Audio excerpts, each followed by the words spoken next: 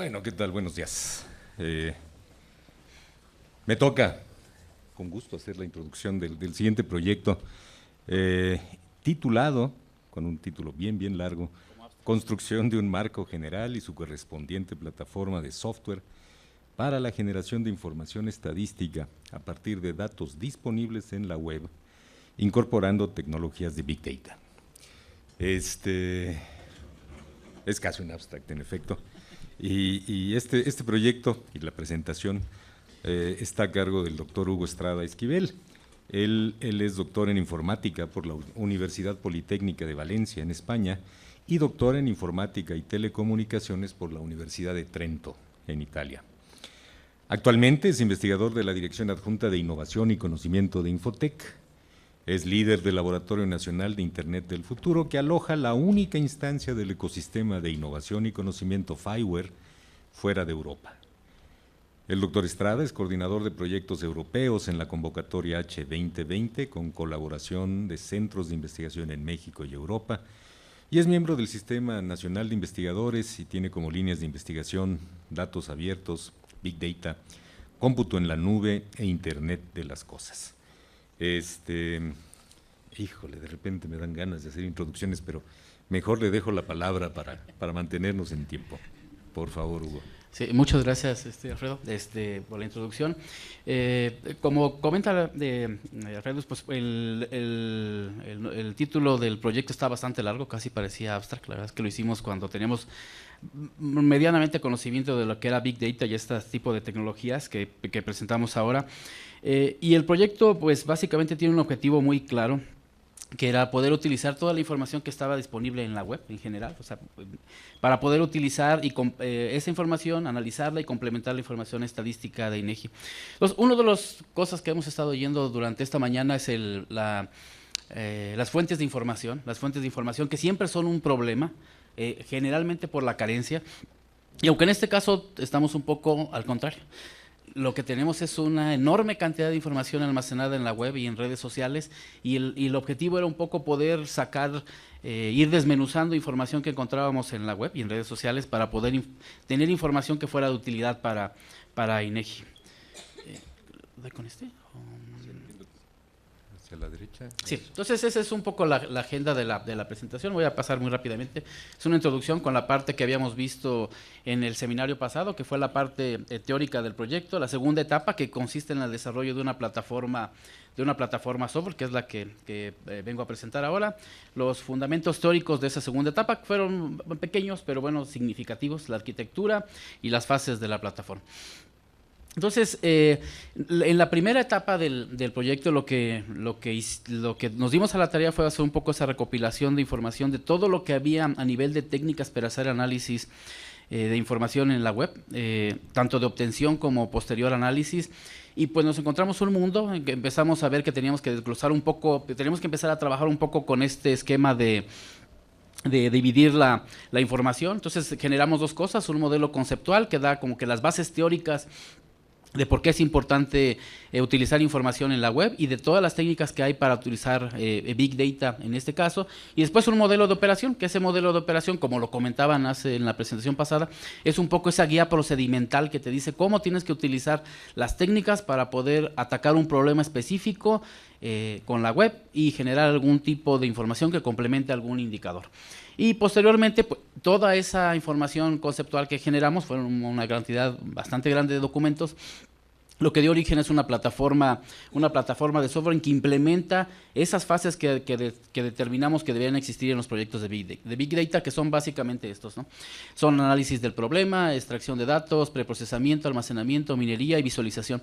Quisiera comentarles que, a excepción de la primera, todas las demás son soportadas por herramientas tecnológicas, es decir que intentamos automatizar el proceso para todas, a excepción del análisis, que era un poco una tarea más humana de poder determinar cuál era el tipo de aplicación que se requiere, cuál es el objetivo. Entonces esas las dejamos fuera del ámbito tecnológico. Y todo esto está soportado por un conjunto enorme de tecnologías, metodologías, técnicas, algoritmos, y bueno, incluso definimos en el modelo de operación esa guía operativa en la que dice cuál es un poco el flujo de operación en el que se puede hacer. Si bien hay herramientas que permitían, por ejemplo, hacer extracción de datos y visualizarlas directamente, de hecho por ahí hay una aplicación que nos sirve mucho de referencia que se llama 1 Million Tweet, así como $1 Million Baby, pero este es 1 Million Tweet, donde son la aplicación presenta sin ningún tipo de procesamiento todos los tweets que se van generando a nivel mundial.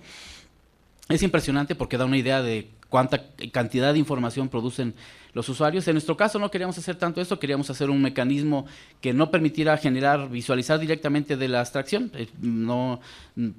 Técnicamente es muy fácil, pero nos daba más sentido poder hacer etapas de análisis, de procesamiento, de limpieza de datos, de almacenamiento, de análisis, para poder tener resultados, unas visualizaciones pues más concretas. Entonces, ¿qué es lo que estábamos? Eso lo hicimos en la primera etapa. En la segunda etapa, esta era la carta de los deseos, la cartita Santa Claus de lo que se esperaba hacer en el proyecto. Queríamos extraer grandes cantidades de información, recuperar información, almacenarla de forma eficiente, integrar diferentes tipos de formatos, procesar grandes volúmenes de información, y siguiente punto y clave para el proyecto era visualizarlos. Entonces, pues un poco lo que hicimos en fue generar una serie de modelos. Generamos modelos ontológicos para lo que tenía que ser la aplicación. El modelo está muy pequeñito, que hice aquí una más grande donde se muestra al menos, por ejemplo, la etapa de fuentes de datos. Veíamos que la determinación de las fuentes de datos era crucial para nosotros. Saber exactamente qué tenía que ser, si eran redes de sensores, si eran información de redes sociales, si era información de la web. Cada uno de esos tiene un conjunto de técnicas diferentes para abordarlos y para procesarlos, y por eso fue una etapa vital del proyecto poder saber qué tipo de técnicas íbamos a utilizar para cada uno de los procesos. Hice un poco el modelo conceptual de la plataforma. Me centro solamente en el punto más importante, que era el de la estructura de los datos, que está basada. Vemos que hay una relación intrínseca muy fuerte entre la estructura de los datos, el dominio de operación. Es decir, si queremos sacar información, por ejemplo, de precios, la estructura de los datos cambia, las fuentes de información cambian, el modelo que tenemos que utilizar para hacer el análisis cambia. Entonces, pues, vemos que está todo junto con pegado. O sea, un poco lo que nos guía es saber el tipo de problema que quisiéramos atacar, y eso es el detonante para saber el tipo de dominio de aplicación que tenemos, el tipo de fuentes de datos, el tipo de mecanismos de registro que tenemos que usar, de las estructuras de datos. Entonces era un enramaje ahí complejo que hacer, ¿no? Entonces, ¿qué arquitectura que tenemos de la plataforma? Pues tenemos incluidas en el sistema todas las fases: la fase de extracción, visualización, preprocesamiento, almacenamiento y una capa de infraestructura. La voy a comentar así muy rápidamente, de hecho me voy a pasar para no quemarme el tiempo, que aquí Alfredo me tiene bien vigilado. La arquitectura específica que utilizamos un conjunto de herramientas. Lo que está dibujado en esta gráfica es un poco el escenario de todo lo que se puede hacer para cada una de las capas. Es decir, por ejemplo, en la capa de fuentes de datos, pues puede haber datos estructurados, semiestructurados, no estructurados.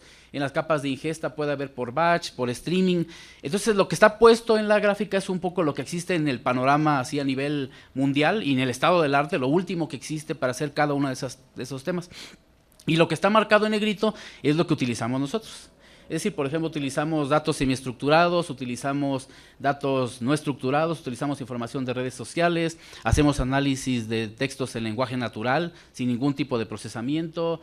Los que nos parecieron a lo mejor un poco menos interesantes de tratar, porque son más mecánicamente, ya están como que tecnológicamente hecho, son los datos estructurados. O sea, tratar con bases de datos nos representaba un reto a lo mejor menor que tratar con texto en lenguaje natural. Entonces, por eso lo fuimos haciendo, ¿no? Un poco este esquema, ¿no? Entonces, ahí viene un poco de las tecnologías. Pues alguien, si tiene curiosidad, la puede ir revisando. Utilizamos Twitter como fuente de datos. No porque sea la que dé la mayor cantidad de información, es decir, sí da mucha información, pero es la que más acceso da hacia los datos. En el caso de Facebook y de plataformas como WhatsApp, están más restringidas, hay que tener más controles para poder acceder a la información. Entonces decidimos hacerlo con Twitter, que tenía una interfaz, un API en la que pedía consumir los datos de forma más fácil. pues utilizamos un crawler. Tenemos un crawler que puede ir por información de la web superficial, es decir, ahora lo tenemos hecho para noticias. Queremos un poco relacionar qué es lo que pasa con los fenómenos de Twitter y noticias. Entonces, escogemos un periódico específico y el sistema va y trae todo lo de ese día que seleccionamos y almacena todas las notas, ¿no? Entonces, para eso está hecho el crawler. Tenemos mecanismos de almacenamiento con HDFS, que son mecanismos hechos para Big Data. Tenemos gestión de usuarios hechos con base de datos convencionales, con MySQL. Análisis de datos con las cosas más nuevas que son para Big Data, son PySpark, Python, Spark. Y bueno, me brinco esta fase que es la fase de visualización, y ese es un poco pues el esquema de cómo fuimos nosotros armando un poco cada tecnología para cada una de las fases. Entonces, ¿qué es lo que logramos desarrollar? Así ya en esta segunda y última etapa del proyecto. Pues generamos una aplicación que nos gusta mucho, estamos muy entusiasmados con la aplicación, la verdad es que igual porque la hicimos nosotros, nos gusta, pero bueno. Hicimos una herramienta que es capaz de ejecutar cada uno de los pasos de manera separada, es decir, alguien tiene un conjunto de datos y hace preprocesamiento con esos datos, o alguien quiere solamente polarizar, por ejemplo, los tweets, pues solamente toma esa información y la polariza y la utiliza en un archivo separado. Eso era importante al equipo de trabajo que está por aquí presente, están regados por aquí en varias partes de la sala. Pues fue un trabajo complicado. Normalmente lo que hace uno son sistemas batch que hacen todo de un jalón. O sea, uno mete una entrada, el sistema hace magias por ahí y genera salidas. En este caso quisimos que no hubiera cajas negras. Cada una de las fases está desarrollada de manera visible, y cada una genera resultados, y cada una esos resultados se pueden procesar de manera separada. Podemos obtener todos los tweets de una región del mundo, analizarlos y determinar su polaridad, al menos ahora en idioma español, que tiene que ver con lo que tiene que ver con bienestar subjetivo. Algo que hicimos recién, y eso no lo conoce Alfredo, que eso no lo había visto, es que pudimos obtener información del DNUE y relacionarla con los tweets. Eso es una aplicación interesante que dice, a ver, aquí está un negocio geolocalizado en alguna región de la ciudad, y hay un conjunto de tweets que hablan sobre ese servicio que le dio ese establecimiento, y podemos tener acceso a esa información. Entonces, podemos extraer información estática a través de mecanismos de la web superficial con crawlers. Determinar, algo que nos gustó mucho fue que es donde le vimos una real utilidad al sacar información de la web y de redes sociales, es que podemos tener determinación de viajeros a través de los mensajes que hacen los usuarios, de rutas de largo alcance, locales, viajeros, y los usuarios que les llamamos no convencionales, que pues le podríamos decir que son usuarios no reales, que son usuarios ahí extraños que publican cosas en Twitter, que no son usuario convencional, y que ahorita lo vamos a ver. Y luego tenemos gráficas de análisis de esos datos. Queremos llegar que estamos haciendo análisis como por bloques de tiempo, y lo que queremos llegar, que eso todavía no lo tenemos implementado, está en fase beta, es poder tener el mes de felicidad en Twitter. Es decir, en un mes, qué cosas nos hace felices a los mexicanos, qué cosas nos hace enojar, y poder visualizar toda esa información en mapas. Entonces, a mi equipo le da muchos nervios que yo quiera ver la aplicación así en línea, porque dicen que puede pasar el apocalipsis zombie, pero yo confío que el sistema funcione. Entonces, no sé si cómo switcharme a la aplicación. Por ahí la tenía, por ahí la tengo corriente. Pues es como en el, no, creo que la tienen que mandar de allá, y ya desde aquí espero poderla controlar. Sí.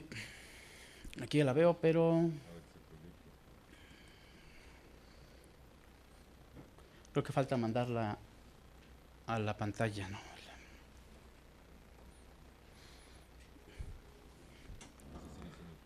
Sí, sigue siendo. Sí, falta. Bueno, comentarles que como siempre, así como en los programas en vivo, pues los sistemas, este sistema que construimos es un sistema que está alojado en un servidor de Infotec. Es un servidor, es pequeñito, pero tiene algunas, a lo mejor tiene una serie de latencias en tiempo, porque la cantidad de información que se procesa pues es bastante. Creo que ya está. Entonces, comentarles un poco sobre el tema, mientras aparece en la pantalla el tema de los datos, ya apareció aquí. Ese es un día, es el 1 de noviembre del año pasado. Esa es la información que se baja de los tweets que están actualmente en México. Más o menos estamos bajando información como 20,000 mensajes al día. Ese es más o menos el término lo que se genera. Algo que nos interesaba mucho es no poder quedarnos en el dato así de alto nivel de qué pasa con Twitter y de poder hacer mapas de calor, sino lo que nos interesaba es poder ir al detalle y bajar lo más posible hacia el nivel de calle, ¿no? Entonces, aquí uno puede ir haciéndole zooms. De hecho, lo que voy a hacer va a ser, ya lo tenía aquí cargado, ya cargado aquí el zoom. Tenemos el tweet a nivel de calle. De hecho, lo que tenemos incluso es la información de cada uno de la información del tweet. Hay algunos que son solamente de geoposicionamiento, hay algunos mensajes que son los mensajes tradicionales que publica la gente en Twitter. Tanto las cositas rojas son comentarios con polaridad negativa, las azules con positiva y las verdes con neutros. Hemos determinado, haciendo con análisis un poco reflexivo con la gente, con Alfredo y con la gente de INEGI, que a lo mejor nuestro algoritmo está muy pesimista. Eso sí puede ser razón. O sea, la relación son más o menos el 60% de comentarios negativos contra un 20% de comentarios positivos. Entonces, lo que tenemos que ver es si no somos demasiado negativos. Pero bueno, eso es cosa de afinar nuestro algoritmo. Y bueno, lo que podemos, algo de lo que podemos ir viendo es que algo que era para nosotros interesante era saber la cantidad, es decir, qué tanto los datos eran realmente significativos como para poder hacer estudios y qué tanto eran reales. Por ejemplo, aquí me voy acercando a una parte de la ciudad y, por ejemplo, aquí se da un fenómeno interesante, que es, a lo mejor aquí va a estar complicado que se vea, está muy pequeñito. Aquí hay 292 usuarios publicando exactamente en el mismo lugar, en el mismo día. Entonces eso da un poco, eso si lo visualizáramos en una herramienta que solamente visualiza un punto, pues veríamos al azar un usuario que publicó si era positivo o negativo. Entonces, pues lo que hicimos fue desarrollar técnicas ahí para poder desagregar eso, y eso es un poco lo que tenemos. Ese es todo el conjunto de usuarios que están publicando en un mismo lugar. De hecho, podemos tener acceso a cada uno de los mensajes que están que pasan ahí, ¿no? Entonces, luego algo que era interesante es, como les decía, si bien podemos ir al tema de poder sacar la información específica de cada uno de los tuiteros, luego lo que nos interesaba es saber esa relación contra los servicios que se daban. Entonces, el sistema hace consultas a DNUE. De hecho, las consultas las hace en tiempo real, por eso se tarda un poquito. Vamos a ver si lo logra cargar. Y lo que hace es, uno posiciona un negocio y en ese punto del negocio aparece la información del establecimiento, y uno puede encontrar mensajes en 500 metros a la redonda que hablen sobre ese punto específico. Entonces, hacerlo visualmente, pues a lo mejor está muy complicado hacerlo para todo el país, pero lo importante es que por abajo están almacenados todos esos datos, ¿no? Que eso es la parte interesante, ¿no? que se puede hacer, ¿no? Entonces, ahorita lo del DNUE no está jalando. Como les decía, siempre así en aplicaciones así en vivo, pues puede ser así complicado. Me voy a pasar a la parte del mapa aquí, mientras vemos si llega a cargar lo del DNUE. Algo que era interesante poder ver era que una de las cosas que nos interesaba era ver el tema de la movilidad de los viajeros. Entonces, lo que hicimos fue poder dibujar las rutas de largo alcance. Esas son en un día, son usuarios que viajan en un día más de 20 kilómetros. Hicimos el cálculo. La verdad es que para hacer el cálculo sí tuvimos que hacer varias cosas. Tuvimos que hacer cálculo de velocidades, cuál era el punto de inicio, cuál era el punto de fin, cuántos kilómetros había, para saber si no era un usuario que fuera irreal. Entonces, pues aquí, de hecho, lo que tenemos, si alguien incluso podemos seleccionar la ruta y ver cuál es exactamente el camino que siguió ese usuario, e incluso lo que podemos ver ahí es, no voy a quitar el usuario para que no se vean cuestiones de privacidad de los datos. Ese es un usuario. De hecho, aparece toda la ruta, cada vez que damos un clic aparece toda la ruta del usuario. Es un usuario que llegó desde Dallas y se fue, decía, ya me voy para mi ranchito, y llegó hasta su casa a Monterrey. Entonces, la cantidad de información que produce la gente es impresionante. Yo creo que la gente no es consciente de cuánta información produce. Aquí son todas las rutas locales que se dan, las rutas de largo alcance. Cada una se puede identificar de manera unívoca. La podemos poner junto con los tweets, pero eso como que le quita un poco de visibilidad. Luego tenemos algo de las rutas irregulares. Las rutas irregulares a la gente piensa que toda la gente que publica en Twitter son usuarios normales, pues no es tanto así. Aquí lo que tenemos son casos, por ejemplo, de usuarios. Aquí tenemos un caso, voy a quitar de largo alcance, voy a poner las irregulares. Este es un usuario que publicó en el mismo día en Ensenada, en Santiago Tanquistengo, en Dallas, en El Paso y en La Paz. Entonces, como lo ven, ese es un escenario de un usuario que no... Esos son usuarios, nos interesa localizarlos porque sabemos que son usuarios que afectan la fiabilidad del resultado de cuántos viajeros realmente hay en México, ¿no? Entonces, pues hay de todo, hay un poco... Bueno, hay casos que se entiende, por ejemplo, que aquí tenemos un caso de un usuario que lo que es esta que aparece aquí, esta W. Ay, ya me está... Lo que tenemos aquí es el caso de un usuario que reporta feminicidios, es una cuenta de Twitter que reporta feminicidios, entonces son los feminicidios que reportó en un día específico, esa W que aparece ahí, ¿no? Entonces, y luego y algo que recién implementamos, me voy a pasar aquí déjenme rápidamente, en febrero 18, ese es algo que no había visto Alfredo, vamos a ver si... que es el de las rutas regionales. Algo que les interesaba es saber si podíamos determinar cuáles eran las rutas que se dan más de 20 kilómetros, menos de 100 kilómetros, y eso es un poquito el escenario de lo que tenemos. Este es entre semana, tenemos en fin de semana, entonces tenemos pues bastante información. Entonces me paso así rápidamente la presentación, voy a ver si la puedo aventar desde aquí. Sí puedo. Ay, aquí está. Sí, ya. Entonces, muy rápidamente me paso aquí antes de que me corte Alfredo. Uy, ya la quité. A ver si la podemos... Ahí está. Entonces, un poco de hallazgos. Me voy a pasar rapidísimamente esta parte. No sé si puedan pasarse a la siguiente, o la tengo yo. No sé si creo que la tengo yo.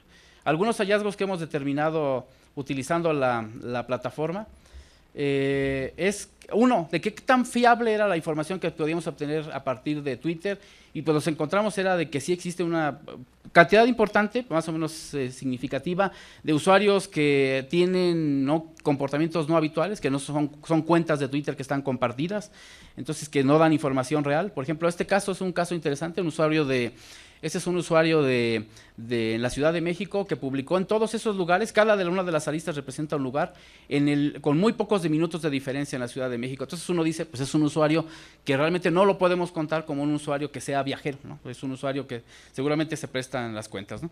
Entonces, por ejemplo, y ya cuando hablamos de los usuarios reales, lo que queríamos ver es si podíamos encontrar ese patrón de comportamiento, y que fue algo muy interesante porque lo que encontramos es que existe ese patrón de comportamiento en las zonas.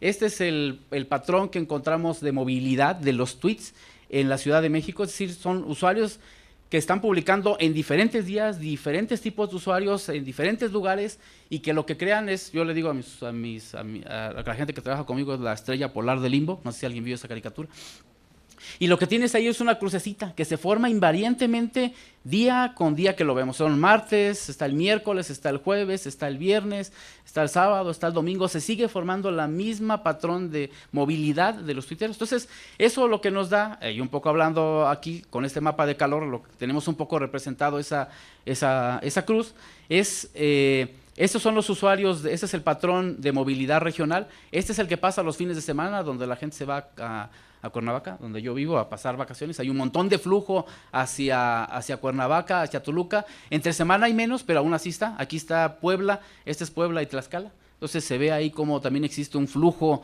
entre ellos. Y bueno, lo que vemos claro es de que esta información nos puede ser útil para complementar los datos de la encuesta destino, podemos sacar la cantidad de viajes de población que se generan en un día típico, las horas de mayor afluencia de los viajes, cuál fue el origen, cuál fue el destino, norte, sureste, noreste, el tiempo utilizado en el trayecto, toda esa información la podemos sacar, ¿no? Entonces, también hay una serie de cosas que seguimos sacando, como les decía, que si existían patrones de ubicación de los usuarios, uno piensa que los usuarios están geolocalizados y si alguien publica en el centro de la ciudad, sale exactamente en el lugar donde está, pues puede ser que no, como veíamos aquí, este es el caso que veíamos donde hay usuarios, hay 400, aquí 11 usuarios que publicaron en el mismo lugar, aquí en el centro de la Ciudad de México, y que eso, como les comentaba, pues se implosiona después en un conjunto de usuarios que publican información concreta. Bueno, ¿qué conclusiones tenemos? Es que, bueno, voy esperando que pase. Contar con una gran cantidad de información lo que nos hace es poder empezar a descubrir patrones. Eso es la parte que nos emociona mucho, que estamos empezando a descubrir patrones en esa información que está ahí, que esos patrones pueden complementar alguna de la información estadística que tiene INEGI. Ahora tenemos mucho más claro cuál es la información en la que podemos complementar. Algo que se tiene que seguir trabajando con relación a la calidad de los datos. Queremos seguir determinando en forma más precisa cuándo algo es un usuario real, cuándo algo es una cuenta que es compartida, saber exactamente si es un usuario que realmente está viajando de un lugar a otro. Entonces, y algo de lo que podemos hacer, que de hecho tengo aquí una última presentación, es podemos mapear toda esa información que tenemos con otra información que tengamos de las ciudades. Nosotros ahora mismo tenemos un proyecto con Centro Geo donde estamos graficando la contaminación de las ciudades. Entonces, un caso interesante es poder hacer eso, poder hacer que en el mismo mapa poder tener la información de la contaminación de las ciudades contra la que tenemos de la movilidad. Entonces, a ver si hay una relación, al menos en Twitter, al menos en redes sociales, de ese factor de movilidad contra lo que se presenta en la contaminación en nuestras ciudades, ¿no? Entonces, bueno, pues me quedaron varias cositas, pero bueno, muchas gracias.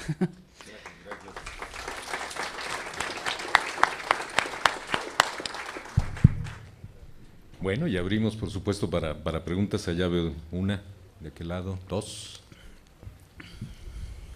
A ver. Dos, por lo pronto, empecemos con Buenos esas. días. Mire, yo tengo algunas dudas sobre las acciones de los escenarios, ¿no? No escuché si hay un marco legal, ¿sí?, que determine cuál es el dato sensible. Sí. Y si se puede definir dentro de ese dato legal cuándo pasa de ser información pública a sensible, ¿no? Y si eso ya se marca como delito. Luego, sí. las justificaciones, ¿quién lo determina? ¿Qué autoridad?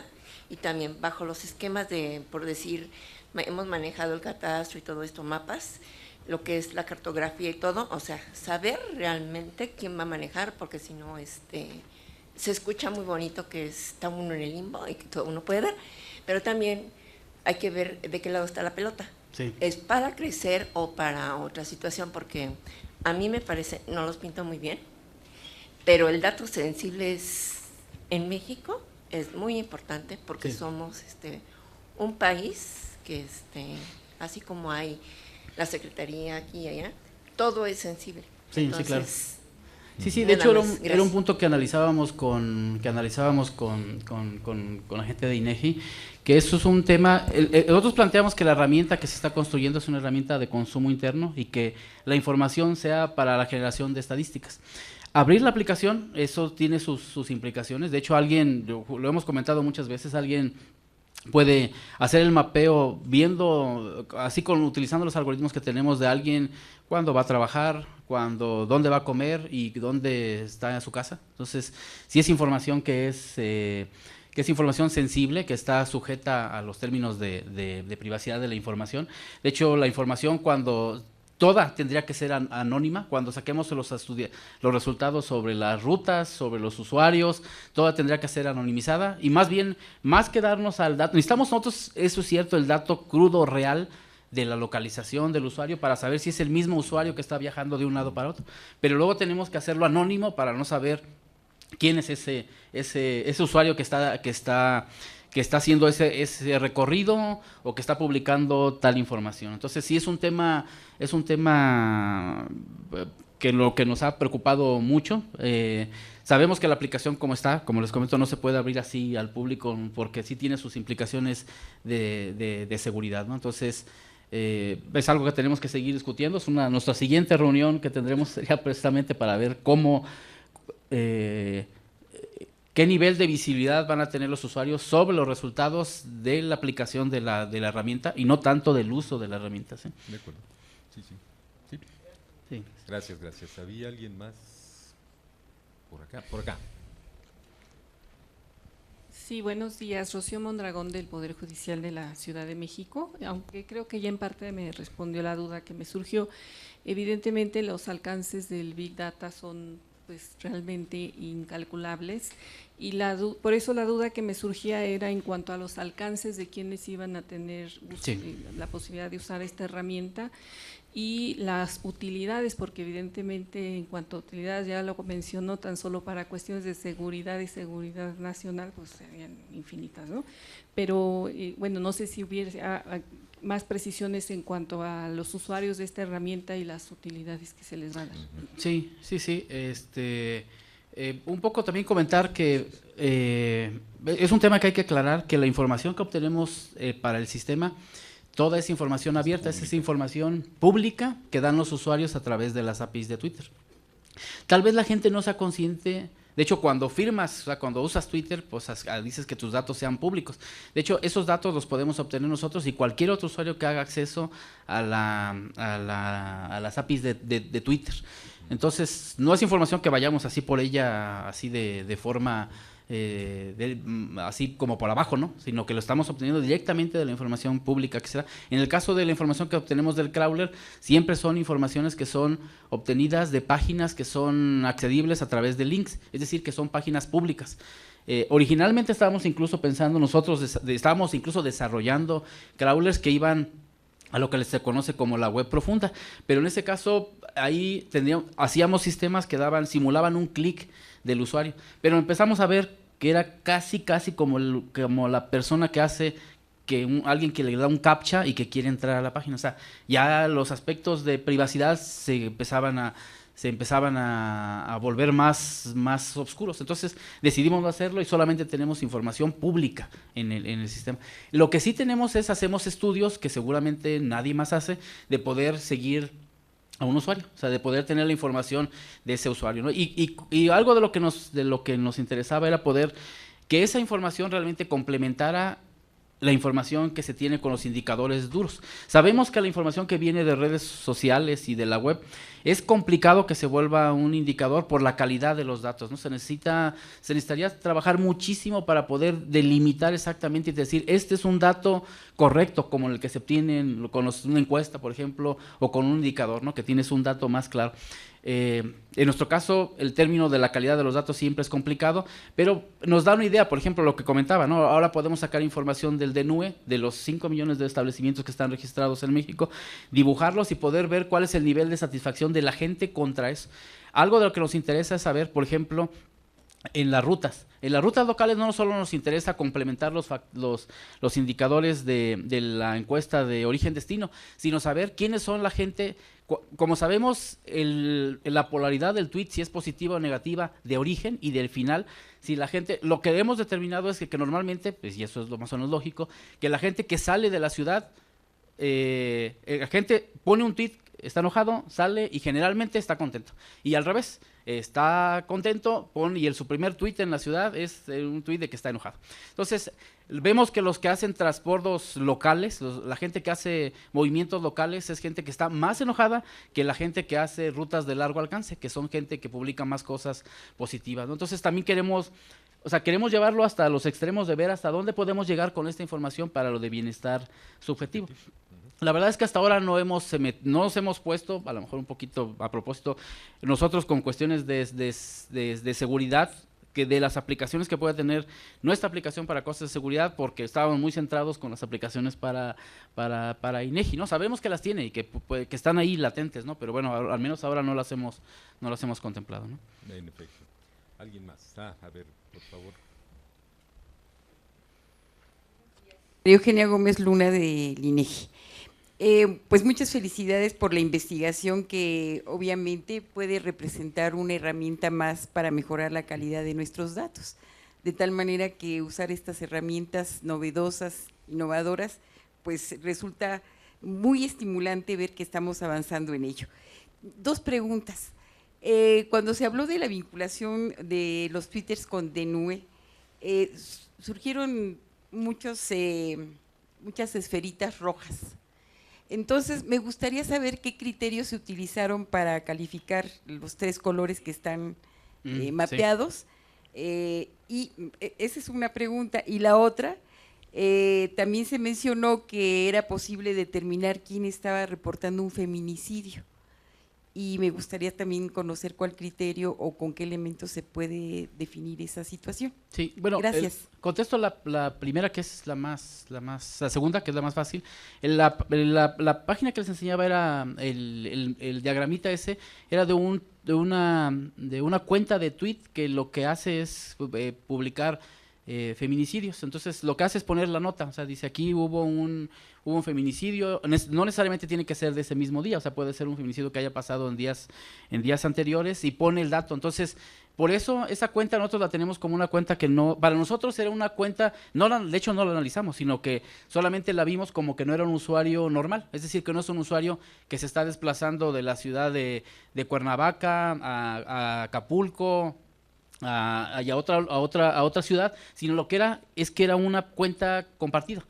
A lo mejor ya no llegamos o sea, no es ahorita objeto de nuestro estudio de decir, a ver, esa cuenta exacta y estudiarla y seguirla viendo. Se puede hacer, es decir, alguien podría verla sobre el tiempo y alguien podría decir, yo quiero ver sobre el tema de feminicidios qué tanto hay puesto en Twitter. Eso es totalmente factible. De hecho, nuestra herramienta tiene buscadores por palabras clave y puede ir y buscar todos y hacer un análisis histórico de cómo se va moviendo ese reporte de feminicidios, ¿no? Entonces, pero es un poco por la cuenta, no tanto por, o sea, esa es la identificación, es porque la cuenta, incluso lo dice, es una cuenta que reporta feminicidios, ¿no? Sí, y se identificó, exactamente, se identificó por comportamiento inusual. Igual que se identificó, por ejemplo, cuentas de gente que publica fotos de comida. O sea, hay gente que publica fotos de comida. Esa persona que veían que publicaba en Ensenada, en Nuevo León, era alguien que publicaba fotos de comida. Entonces, ese es un patrón que también existe, ¿no? Pero nosotros lo vemos como algo que sale del patrón convencional del viajero, ¿no? Por eso lo identificamos. Y luego, lo de los puntitos rojos, que es la polaridad, o sea, si es positiva o negativa. De hecho, lo que se hace es un algoritmo, eso ya no lo presentamos aquí, lo hicimos en la primera etapa. De hecho, lo que hacemos es, tomamos un algoritmo y le enseñamos qué cosas son positivas o negativas, como si fuera prácticamente un niño que le dices, mira, todos estos mensajes son positivos, todos estos son negativos, y luego tenemos un algoritmo que aprende sobre esos datos. Entonces el algoritmo aprende qué tipo de mensajes son positivos y negativos. Si al algoritmo le damos muchos negativos, el algoritmo aprende a reconocer mejor esos negativos y reconoce peor los positivos. Entonces, eso es un poco lo que hablábamos. A lo mejor nuestro algoritmo es muy pesimista en el sentido de que reconoce muy bien, o sea, de que a lo mejor se pasa en reconocer los negativos. Pero es algo que tenemos que validar, ¿no? O sea, no lo podemos dar por concluyente, pero como le comentaba, todos son algoritmos que lo que hacen es aprendizaje automático. Aprenden de cuándo es algo positivo, cuándo es algo negativo y cuándo es algo neutro, ¿no? Bueno, creo que el tiempo se nos ha agotado. Yo me quedo con algunas, pero vamos a platicar, Hugo, sí. y tendremos chance de seguir avanzando en esta dirección. Les agradezco mucho y sí, muchas gracias. Supuesto al propio Hugo le hacemos entrega de un reconocimiento. Sí, gracias. Uh-huh. Sí, gracias. A continuación pasaremos a un breve receso de 10 minutos.